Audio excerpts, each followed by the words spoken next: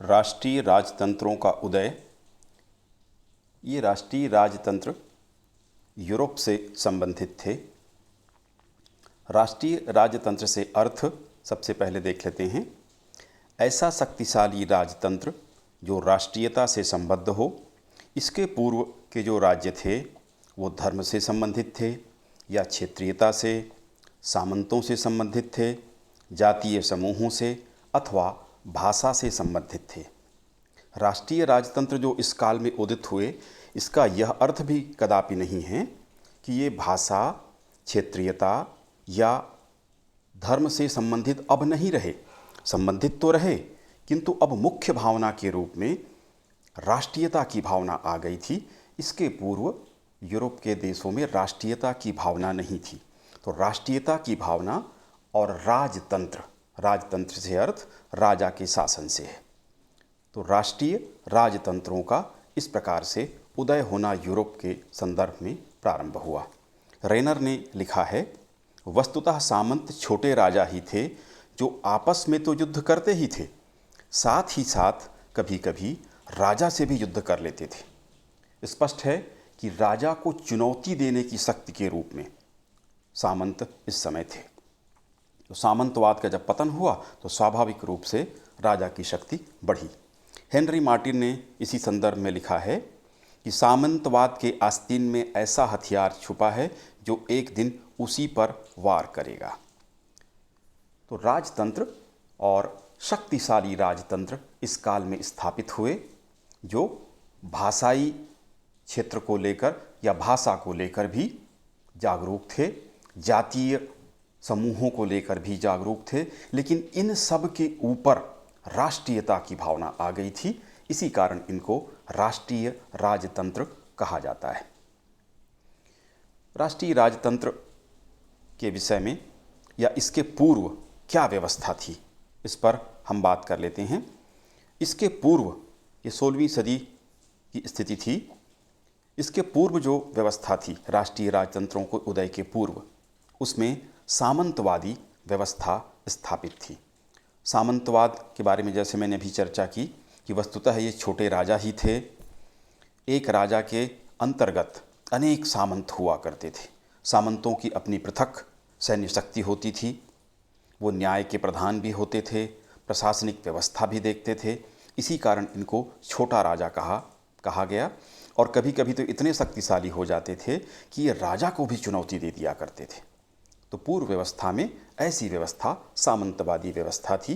इनके पास भूखंड हुआ करते थे, एक बड़ा क्षेत्र इनके पास होता था, वहाँ से ये राजस्व की वसूली करते थे। तो ये सामंतवादी व्यवस्था थी जो भूमि के ऊपर आधारित थी।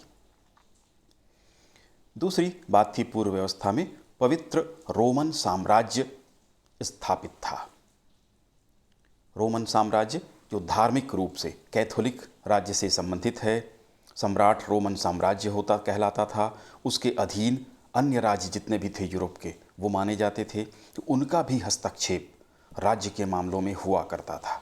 इसको पवित्र रोमन साम्राज्य कहा गया था। चर्च शक्तिशाली था। पोप का हस्तक्षेप राज्य के मामलों में हुआ करता था, धार्मिक मामलों में हुआ करता था। पोप है वो राजा को भी धर्म बहिष्कृत कर सकता था, उसके विवाह को अमान्य कर सकता था, या अन्य निर्णय भी। उत्तराधिकारी वस्तुतः वो है कि नहीं है, धर्म के अनुसार वह चलता है नहीं चलता है, धर्म से बहिष्कृत करने का अधिकार भी उसके पास था। इस तरह से पोप अपने देश से अलग होते हुए भी, राजा के देश से अलग होते हुए भी, क्योंकि वह रोम में रहा करता था, लेकिन वह फ्रांस में भी हस्तक्षेप कर सकता था, इंग्लैंड में हस्तक्षेप कर सकता था, स्पेन में भी हस्तक्षेप कर सकता था। उसके हस्तक्षेप की कोई सीमा नहीं थी। इस तरह से शक्तिशाली चर्च थे। चर्च की पूरी व्यवस्था किसी भी देश की देखने का अधिकार पोप को था। धार्मिक न्यायालय भी हुआ करते थे। पोप द्वारा नियुक्त अधिकारी भी सभी देशों में रहा करते थे, जो मूलतः तो धार्मिक व्यवस्था देखते थे, लेकिन अन्य हस्तक्षेप भी उनके द्वारा किया जाता था। तो इस तरह से राजा की शक्ति में कम करने में, राजा की शक्ति को कम करने में इनका भी योगदान था। राष्ट्रीय चेतना की कमी थी, राष्ट्रीयता की भावना नहीं थी। भाषाई भावना थी, भाषा को लेकर लोग जागरूक थे। धर्म को लेकर के लोग जागरूक थे और कैथोलिक धर्म पूरे यूरोप में था। इसीलिए रोम साम्राज्य, पवित्र रोमन साम्राज्य की स्थापना हो रही थी। तो राष्ट्रीय चेतना बस नहीं थी, एक देश के रूप में जो भावना होती है वो नहीं थी। अंतर्राष्ट्रीयता की भावना जरूर थी धर्म को लेकर के कि सारे कैथोलिक एक हैं, पूरा ईसाई जगत एक है, लेकिन अब इसमें परिवर्तन हुआ और राष्ट्रीय चेतना के साथ अपने देश की भावना फ्रांस के लोगों में फ्रेंच भाषा के प्रति अपनी जातीय संवेदना उनके भीतर जागृत हुई, फ्रेंच राष्ट्र के प्रति। इसी प्रकार से इटली में, इसी तरह इंग्लैंड, स्पेन, सभी देशों में, यूरोप के देशों में राष्ट्रीयता की भावना, राष्ट्रीय चेतना का जन्म हुआ। ये उस समय नहीं थी। इसके पूर्व की स्थिति की हम बात करते हैं तो उस समय राष्ट्रीय चेतना, इस प्रकार की चेतना नहीं थी जो अब जाकर आई। कमज़ोर राज्य थे अथवा राजा कमज़ोर था, हमने चर्चा की। पोप हस्तक्षेप करता था, सीधे तौर पर राजनीतिक रूप से सामंत थे, वो चुनौती दिया करते थे। तो इस कारण से राज्य की शक्ति कमज़ोर थी, राजा कमज़ोर था। ये पूर्व की स्थिति थी। अब हम देखते हैं जब राष्ट्रीय राजतंत्र आया तो उसकी प्रकृति अथवा उसकी क्या विशेषताएं थीं, क्या विशेषताएं उसकी थीं राष्ट्रीय राजतंत्रों की, या उसकी प्रकृति क्या थी। राष्ट्रीय हितों को प्राथमिकता दी गई। अभी तक राष्ट्र केंद्र में नहीं था, जैसे कि हमने चर्चा की, धर्म केंद्र में था। कैथोलिक धर्म, पोप उनका एक तरह से धार्मिक शासक सभी देशों में यूरोप के। राष्ट्रीय हित की ओर ध्यान नहीं था, धार्मिक हित केंद्र में था, कभी जातीय हित केंद्र में था। एक ही देश में अलग अलग जातियां थीं तो आपस में जातीय हित, इसी प्रकार से भाषाई हित को लेकर इनके बीच टकराहट हुआ करती थी।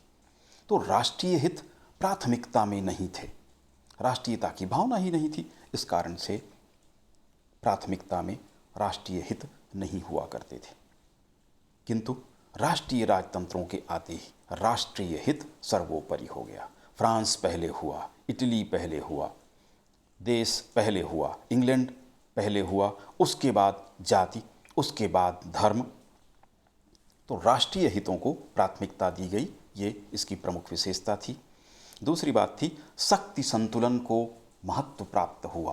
अंतर्राष्ट्रीय स्तर पर अन्य देशों के साथ की स्थिति की भी कल्पना की गई कि कोई देश इतना शक्तिशाली न हो जाए कि किसी दूसरे देश पर वह दादागिरी कर सके या अपना अधिकार कायम कर ले।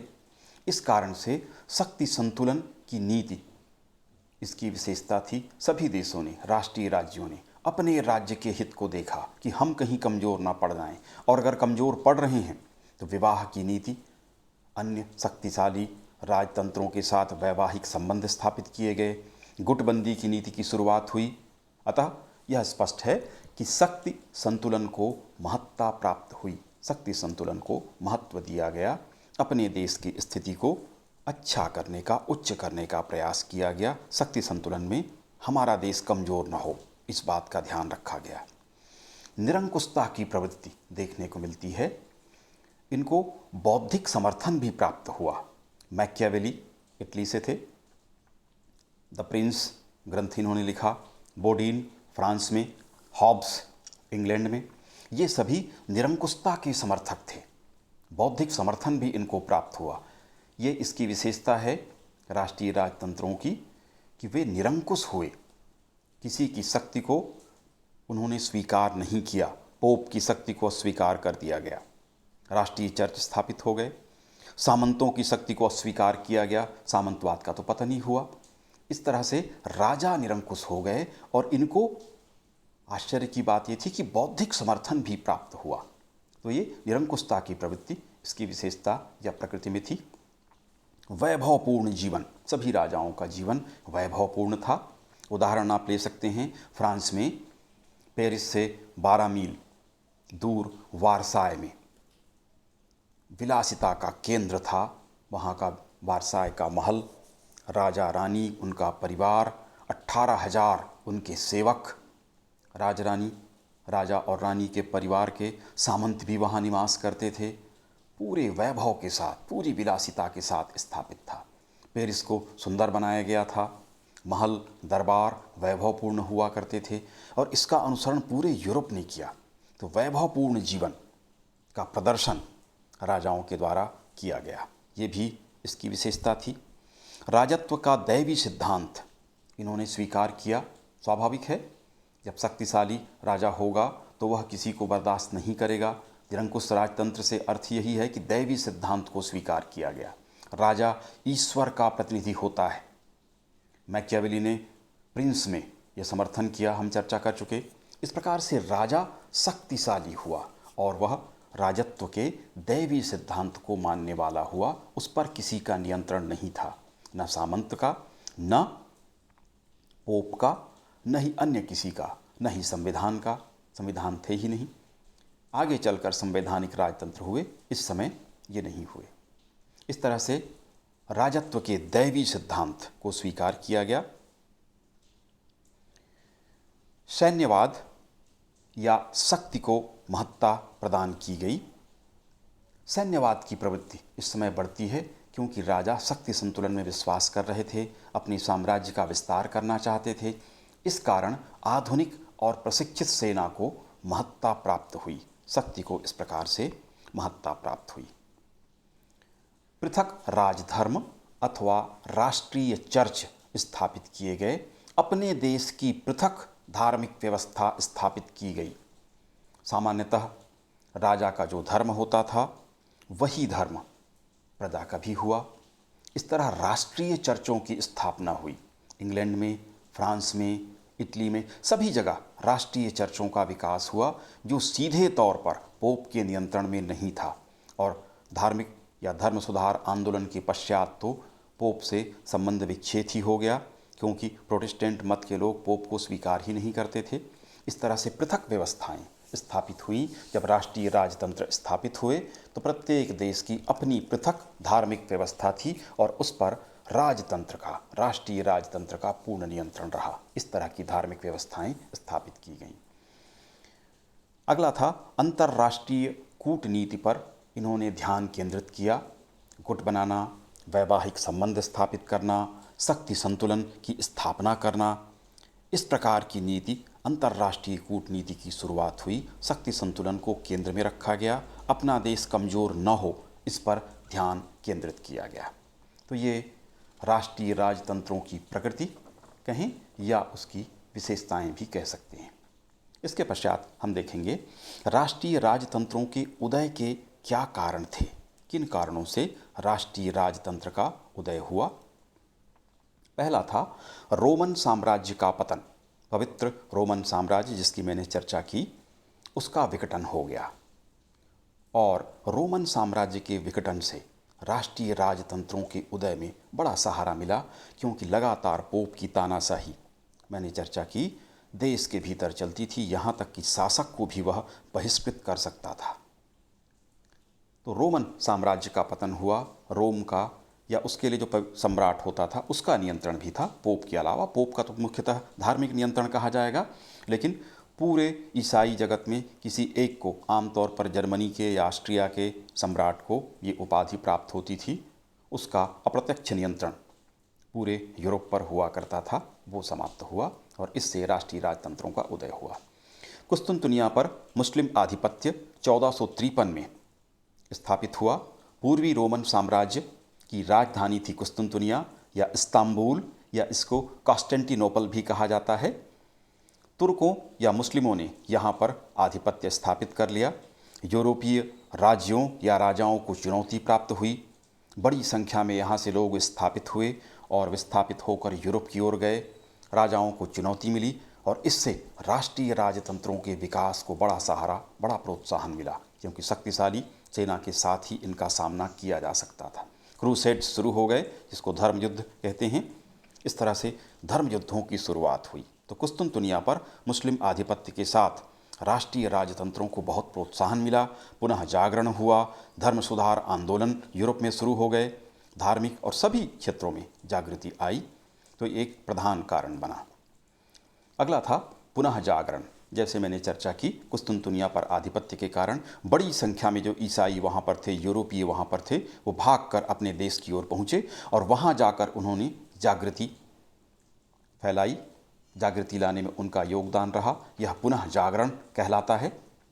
और जागृति आने पर उन्होंने आवश्यकता महसूस की जनता ने कि शक्तिशाली राजतंत्र हो, राष्ट्रीयता की भावना का विकास हुआ। इस तरह से पुनः जागरण ने भी अपनी महत्वपूर्ण भूमिका निभाई राष्ट्रीय राजतंत्रों के उदय में। सामंतों का परस्पर संघर्ष होता था, ये भी एक कारण था कि सामंत आपस में लड़ते थे, जनता इससे परेशान होती थी, राजा भी इससे परेशान होते थे। इस कारण से सामंतों के खिलाफ जनता में भावना फैली और ये राजा पर भी नियंत्रण के कारक थे। तो राजा भी सामंतों को पसंद नहीं करता था। क्षेत्र को लेकर ये आपस में लड़ा करते थे, शान शौकत को लेकर इनके बीच विवाद हुआ करते थे। अनावश्यक हस्तक्षेप, जनता के मामलों में व्यापारिक जो कार्य होते थे उस पर वाणिज्यिक क्षेत्रों में हस्तक्षेप किया करते थे। वाणिज्य के शुरू होने के साथ साथ, यद्यपि इसके पहले तो कृषि पर आधारित व्यवस्था थी, लेकिन व्यापार के शुरू होने के कारण भी व्यापारी वर्ग, मध्यम वर्ग भी इनको पसंद नहीं करता था। इसके बाद सामंतवाद का पतन हुआ। सामंतवाद के पतन ने बड़ी भूमिका निभाई, क्योंकि ये दृढ़ राजतंत्र के मार्ग में, शक्तिशाली राजतंत्र के मार्ग में बड़ी बाधा के रूप में थे। तो सामंतवाद के पतन ने राजा को चुनौती देना समाप्त कर दिया, क्योंकि पतन हो गया, सामंत रहे ही नहीं, तो अब कोई चुनौती राजा को नहीं दे सकता था। इस तरह से राजा की शक्ति, शक्तिशाली राजतंत्र या राष्ट्रीय राजतंत्रों की स्थापना में मदद मिली। दृढ़ राजतंत्रों की आवश्यकता थी, यह स्पष्ट था। आम जनता पुनः जागरण के बाद इस बात को स्पष्ट रूप से समझ रही थी कि दृढ़ राजतंत्रों की आवश्यकता है। ढुलमुल अगर राजा है, शक्ति संपन्न नहीं है, कमज़ोर राजा है, तो वह मुसलमानों के साथ संघर्ष नहीं कर पाएगा। कुस्तुनतुनिया के पतन के बाद ये बड़ी आवश्यकता थी कि राजतंत्र शक्तिशाली हों और वो मुस्लिमों को चुनौती दे सकें। कुस्तुनतुनिया या तुर्की का जो साम्राज्य था उसको चुनौती दे सकें, अपने धर्म और अपने देश की रक्षा कर सकें, अपनी जनता की। इसके लिए दृढ़ राजतंत्रों की आवश्यकता थी। ये भी एक प्रमुख कारण के रूप में सामने आया। पोप की शक्ति में कमी हुई, जैसे कि हमने चर्चा की। पुनः जागरण से, धर्म सुधार आंदोलन से, प्रतिधर्म सुधार आंदोलन से भी अपनी गलतियों को प्रतिधर्म सुधार आंदोलन में देखा गया। किस प्रकार से कैथोलिक धर्म में बुराइयां हैं, पोप शाही में बड़ा सुधार हुआ, अनावश्यक हस्तक्षेप बंद हो गया। और क्योंकि अब प्रोटेस्टेंट धर्म खड़ा हो गया था, उसने सरल धर्म अपेक्षाकृत इनके कैथोलिकों की तुलना में दिया। इस कारण से उनके साथ प्रतिस्पर्धा भी शुरू हो गई। तो पोप की शक्ति में कमी आई और इससे राजतंत्र में हस्तक्षेप सीमित हो गया। अगला कारण था धर्म सुधार आंदोलन का प्रभाव। मार्टिन लूथर ने आंदोलन चलाया था, कैथोलिक धर्म की बुराइयां बताईं और प्रतिस्पर्धा में एक नया धर्म, सरल धर्म, प्रोटेस्टेंट धर्म खड़ा कर दिया। धर्म सुधार आंदोलन के कारण भी पोप की शक्ति में कमी आई और धार्मिक हस्तक्षेप जो हुआ करते थे वो अत्यंत सीमित हो गए। अगला था बारूद का आविष्कार एवं राजा का उस पर एकाधिकार। बारूद खोज लिया गया। बारूद से अर्थ क्या है? जिससे गोली बनती है, बम बन सकते थे। इसके खोज के साथ बड़ा परिवर्तन युद्ध के क्षेत्र में आया था, क्योंकि अभी तक लोग परंपरागत हथियारों से युद्ध किया करते थे, तलवार से, भाले से, तीर से। लेकिन अब बंदूक का आविष्कार बारूद के आविष्कार के साथ हुआ। बंदूकें बनाई गई, बम बनाए गए। इस तरह से विकास होना शुरू किया और इसमें राजा का एकाधिकार हुआ। इससे सामंत कमज़ोर हुए, राजा के पास शक्ति बढ़ गई, सैन्य शक्ति उसके पास अधिक हुई। राजा का एकाधिकार होने के कारण राजतंत्रों की शक्ति कई गुना बढ़ गई थी। राष्ट्रीयता की भावना, ये तो मूल भावना थी। एकता लाने में, शक्ति में वृद्धि करने में, क्षेत्रीयता को सीमित करने में राष्ट्रीयता की भावना का मुख्य योगदान था। तो राष्ट्रीयता की भावना के आने के बाद ही ये सारे बड़े परिवर्तन हुए। इसको हम मूल भावना के रूप में स्वीकार कर सकते हैं। मूल कारण के रूप में राष्ट्रीयता की भावना थी। व्यापार और वाणिज्य का विकास हुआ। व्यापार और वाणिज्य के विकास होने से शक्तिशाली राजतंत्रों को मदद ये मिली। दोनों ने परस्पर एक दूसरे का मदद किया। व्यापार की रक्षा, सुरक्षा, संरक्षण का दायित्व शक्तिशाली राजतंत्र ही संभाल सकते थे। इस कारण व्यापारियों ने राजा को कर दिया, उसको शक्ति संपन्न बनाने का प्रयास किया, ताकि वह अन्य देशों के साथ, जल व्यापार उस समय होता था, उसमें सुरक्षा प्रदान कर सके। और इस कारण से व्यापारियों ने राजा का समर्थन किया और राजा ने व्यापारियों का समर्थन इसलिए किया कि वो उसका समर्थन कर रहे थे और आर्थिक लाभ भी व्यापार से अत्यधिक राज्य को प्राप्त हो रहा था, चुंगी के रूप में, कर के रूप में, टैक्स के रूप में प्राप्त होता था। इसके कारण भी राजतंत्रों की स्थापना में मदद मिली। यूरोपीय नगरों का उदय इस समय तक हो चुका था और यूरोपीय नगर जो थे वहाँ पर मध्यम वर्ग के लोग निवास कर रहे थे। ये शांति चाहते थे, उन्नति चाहते थे, व्यापार की प्रगति चाहते थे, व्यापार की को संरक्षण चाहते थे और ये शिक्षा के केंद्र भी थे। और कोई भी अगर उस समय समझदार व्यक्ति था तो वह निश्चित रूप से जानता था कि राष्ट्रीय राजतंत्र उस काल की परिस्थिति में सहयोगी हैं। इसलिए यूरोपीय नगर जो थे उन नगरों ने भी राष्ट्रीय राजतंत्रों का समर्थन किया और इससे राष्ट्रीय राजतंत्रों की स्थापना हुई। राष्ट्रीय राजतंत्रों की स्थापना में मध्यम वर्ग की भूमिका, मध्यम वर्ग का उदय महत्वपूर्ण था। ये नगरों में भी थे, मुख्य रूप से व्यापारी, इंजीनियर, शिक्षक, डॉक्टर, वकील, पत्रकार, ये सारे के सारे मध्यम वर्ग के लोग थे। ये सामंतवाद के घोर विरोधी थे क्योंकि सामंत लगातार उनके मामलों में हस्तक्षेप करते थे और ये दृढ़ राजतंत्र के, शक्तिशाली राजतंत्र के या कहें राष्ट्रीय राजतंत्र के प्रबल समर्थक थे। मध्यम वर्ग ने मुख्य भूमिका निभाई थी राजतंत्रों की, दृढ़ राजतंत्रों की स्थापना में इन्होंने बड़ी मदद की, कर भी दिया और बौद्धिक समर्थन भी दिया। तो इस तरह से मध्यम वर्ग की भूमिका भी महत्वपूर्ण थी। सेना व प्रशासन में मध्यम वर्ग की अधिकता थी, बाहुल्य था। इस कारण से सेना और प्रशासन के लोग भी दृढ़ राजतंत्र या राष्ट्रीय राजतंत्र के प्रबल समर्थक थे और सामंतवाद के प्रबल विरोधी थे। तो सामंतवाद के पतन और राष्ट्रीय राजतंत्र की स्थापना में इनकी महत्वपूर्ण भूमिका थी। मध्यम वर्ग का धन संपन्न होना, तभी ये राजा को मदद कर पाए। यदि ये धन संपन्न नहीं होते तो केवल हल्ला मचा सकते थे, केवल बौद्धिक समर्थन दे सकते थे, लेकिन सीधा समर्थन, आर्थिक रूप से मदद नहीं कर सकते थे। किंतु मध्यम वर्ग आर्थिक रूप से संपन्न था, इस कारण से उसने आर्थिक मदद भी कर के रूप में और सामान्य रूप से भी राजा को मदद की। लोक भाषा व साहित्य का विकास हुआ।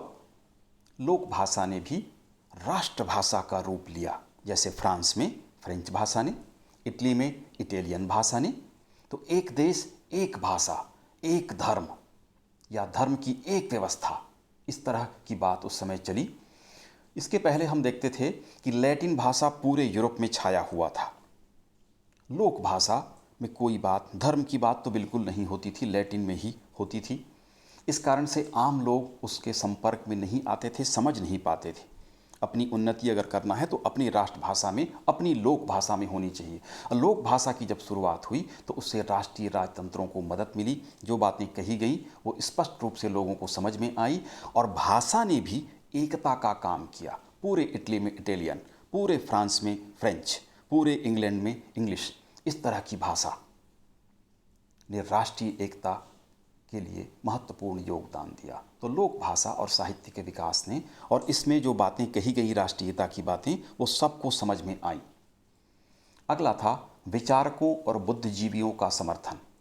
मैकियावेली, जॉन वाइक्लिफ, लूथर, बोडिन जो फ्रेंच था, ये सभी राष्ट्रीय राजतंत्रों के समर्थक थे। इनके लेख, इनके विचार लोगों ने पढ़े और इससे प्रेरित हुए।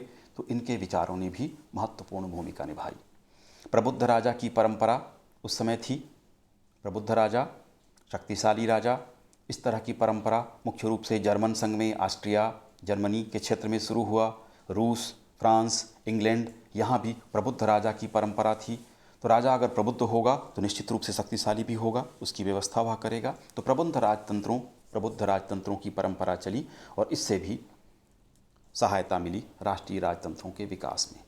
सम्राटों की प्रसिद्धि से भी एक दूसरे से सभी सम्राटों ने प्रेरणा प्राप्त की और अपने देश को अधिक गौरवपूर्ण, शक्तिशाली, उपनिवेश के क्षेत्र में भी सफल, सभी क्षेत्रों में सफल दिखाने की परंपरा शुरू हुई। शान शौकत दिखाने की परंपरा शुरू हुई। तो एक दूसरे की प्रसिद्धि से भी प्रेरणा इन्होंने ली, सभी राजाओं ने, और राष्ट्रीय राजतंत्रों का विकास हुआ और राष्ट्रीय गौरव की प्रतिस्पर्धा की शुरुआत हुई। राष्ट्रीय गौरव को लेकर के एक दूसरे के साथ प्रतिस्पर्धा की शुरुआत हुई और इसी के कारण शक्तिशाली राजतंत्रों की प्रेरणा, राष्ट्रीय शक्तिशाली राजतंत्रों की प्रेरणा एक दूसरे को पूरे यूरोप में प्राप्त हुई और इसका विकास हुआ। निष्कर्ष के रूप में कहा जा सकता है कि राष्ट्रीयता की भावना मूल भावना थी। यदि राष्ट्रीयता की भावना नहीं होती तो राष्ट्रीय राजतंत्र भी नहीं होते, जैसे सामान्य राजतंत्र थे। और जब राष्ट्रीयता की भावना आई तो राष्ट्रीय गौरव, राष्ट्र के विकास की भावना हुई और अंतर्राष्ट्रीयता या धर्म या भाषा अब केंद्र में न होकर राष्ट्रीयता केंद्र में आ गई। तो एक राष्ट्रभाषा हो, एक राष्ट्रीय व्यवस्था हो, एक तरह का राष्ट्रीय प्रशासन हो, हर क्षेत्र में राष्ट्रीयता की भावना प्राथमिक रूप से खड़ी हो गई। तो ये मूल भावना थी जिसके कारण राष्ट्रीय राजतंत्रों का विकास हुआ था। सामंतवाद और चर्च की व्यवस्था के पतन ने भी मुख्य भूमिका निभाई थी। सामंतवाद मुख्य बाधा, चर्च की व्यवस्था पोप के रूप में लगातार हस्तक्षेप होता था। सामंतवाद तो सीधे तौर पर सामंत राजा के सीने पे ही खड़े हुए थे, पूरे राज्य में अस्त व्यस्त व्यवस्था करते थे, राजा से युद्ध भी कर लिया करते थे और पोप का भी लगातार या चर्च का हस्तक्षेप होता था। इनके पतन के कारण निश्चित रूप से राष्ट्रीय राजतंत्रों को सीधा सहारा मिला। स्पष्ट रूप से राष्ट्रीय राजतंत्रों की स्थापना में इसने भी महत्वपूर्ण भूमिका निभाई।